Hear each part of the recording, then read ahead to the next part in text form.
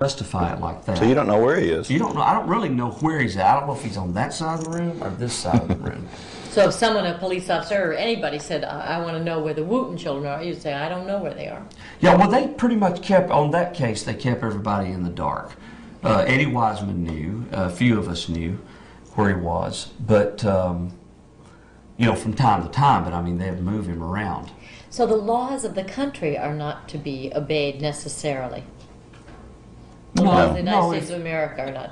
No, just if it's going to damage something that they really feel, you know, something they feel that's going against God's will, which God's will supersedes the laws of the land.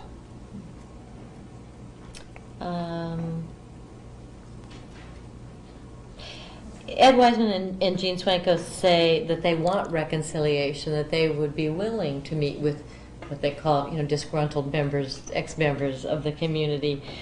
Would you ever take them up on that offer? And Tonight? Sure. Absolutely. Gene Spriggs, any of them. We'd love it. Because we're not under that sway anymore. So we both like Eddie. We really like it. I mean, we spend a lot of time with him.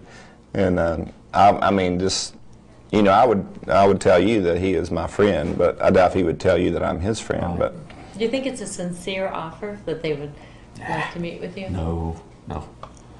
if it is, I mean, it may be sincere in the fact if they really did want to get together to find out what we'd been saying about him, or there'd be an ulterior motive in doing it.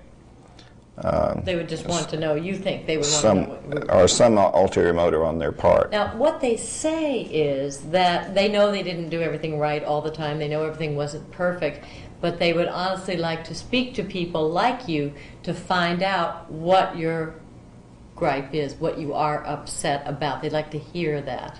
Think that's a sincere offer? No. No, but we'd gladly meet with them if they want to meet. Roger and Joellen Griffin, after Roger Griffin left, Roger's one of the elders in the community, good friend of ours. He and his wife was in there longer than I was. Because she stayed a few more years. She was 20 years. She was in there 20 years. They wrote Gene Spriggs a personal letter, what, 9, 10, 15 pages long. Never heard a word from him. I have been there to visit my children several times. Nobody's tried to speak with me about anything. And, you know, maybe they've changed. They change with the wind.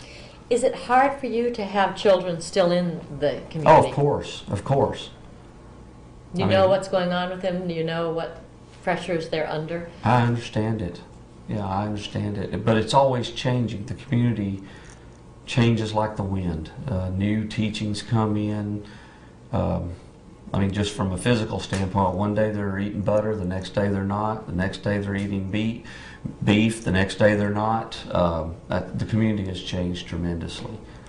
Is that frightening because you don't know what other teachings are coming down? Oh yeah, it frightens me. I try to keep a pulse on it more than they have any idea that I do.